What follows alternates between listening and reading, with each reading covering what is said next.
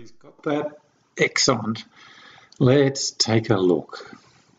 So the sheet you're working through is the same as we've got on the board here. So I think we've already established that in general you must not disclose information that a client's given you, with a couple of exceptions. That's what the Code of Ethics said. It's actually what the law says in various different pieces of legislation. And your client has to be told about this. So we'll get to that later. But okay, there's the first. It's a red. They must not disclose. And with consent, you can, with their clear consent, you can. So that would be an orange or a can, a maybe. The law's not demanding that you do, the law's not demanding that you don't. Let's now look at the next area. Child protection. There'll be an entire unit on child protection. There's a lot of space to cover there. But basically,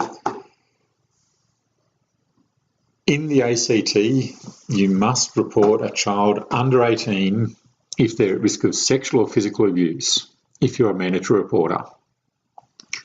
Mandatory reporters will be most of you when you go into industry. It's medical, it's education, it's childcare workers, it's government employees. I've given you a shortened link there that will actually take you directly to ACT laws, but it's easy to type in, so I made it shorter there. It's a government website to get some more information about the details of that. But basically, that is a green. This is a must. This is the first of our here's things you must do. Because the ACT is only a small state, sorry about that, because the ACT is only a small state, be aware that many of the offences, many of the clients we'd have across the border in New South Wales, the law is pretty close, except that it goes beyond sexual and physical abuse. It talks about neglect, psychological harm, and so on. Keep in mind also that even if you're not a mandatory reporter, every state of the country says they encourage people to report. So legally, you must for sexual and physical abuse. You're strongly encouraged for emotional / psychological and neglect. And if a child is yet to be born, but the mother is clearly showing no signs that she will care for that child, you can also make what we call a prenatal report. Different states' laws change. In Northern Territory, everybody is a mandatory reporter. They all need to report certain types of abuse.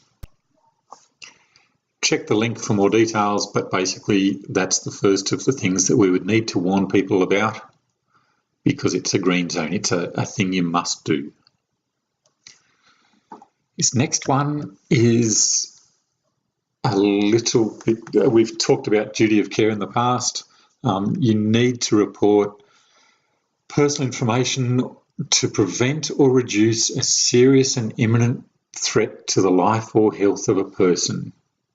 You notice whether that's a client or someone else, that also counts for this one. In child protection, you must report a child under 18 years old. It doesn't say your client or your client's children. It's information you find out about through the course of your job that a child is being abused. This is the same. It's not necessarily just your client. You must disclose, we've got another must here. You must disclose to prevent or reduce a serious and imminent threat to the life or health. If the law didn't state it, I think most of us would want to do this anyway. Like, are you going to sleep at night knowing that you could have prevented somebody being seriously hurt or committing suicide, and you did nothing about it because you like the principle of keeping things confidential? Keep in mind though, when we're talking legally, serious threats are a significant danger. We're talking a life-threatening situation. We're talking something that could result in serious injury or illness. An imminent threat is something that's about to happen or will cause harm within a few days or weeks. So our requirement is actually serious and imminent. They need to be both serious threats sometime soon. So examples, from your form would be that serious and imminent suicide intentions, again, not sometime over the next 3 months this person is likely to attempt. If you were to call the CAT team, the crisis assessment team, and say, or the police, and say, hey, this person's going to commit suicide sometime in the next couple of months, they're going to say, thank you, do something else, but you don't, it wasn't a mandatory, you didn't have to do that.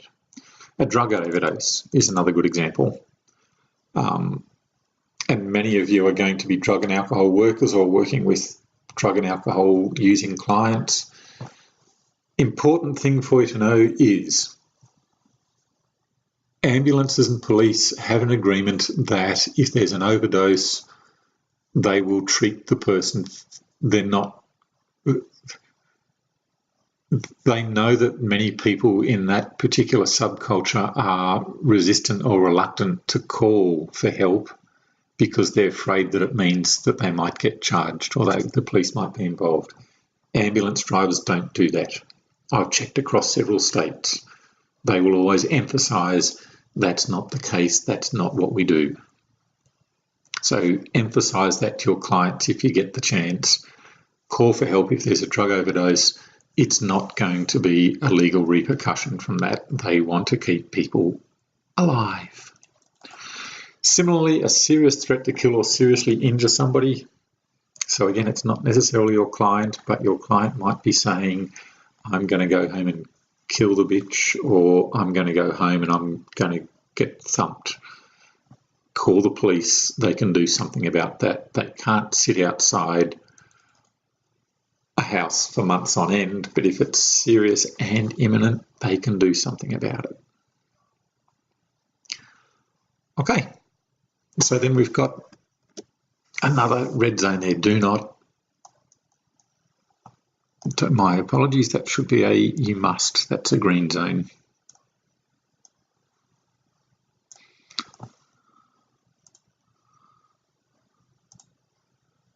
There, that's better.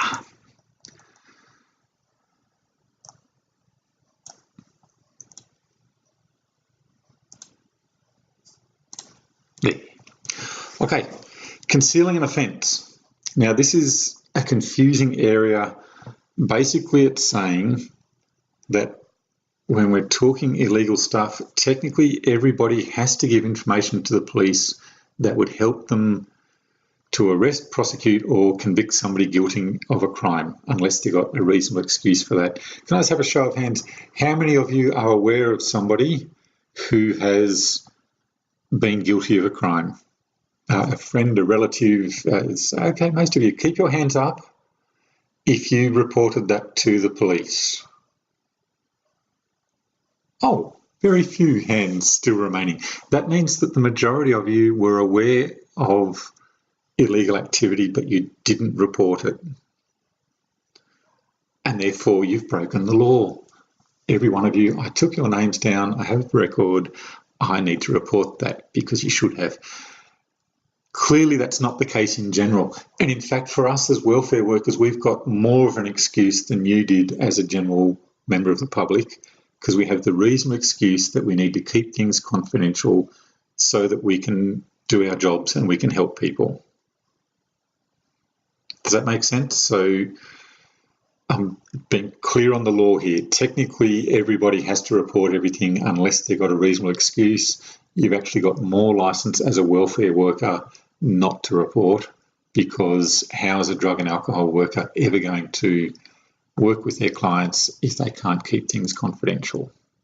So yes, that would clearly be an unclear zone.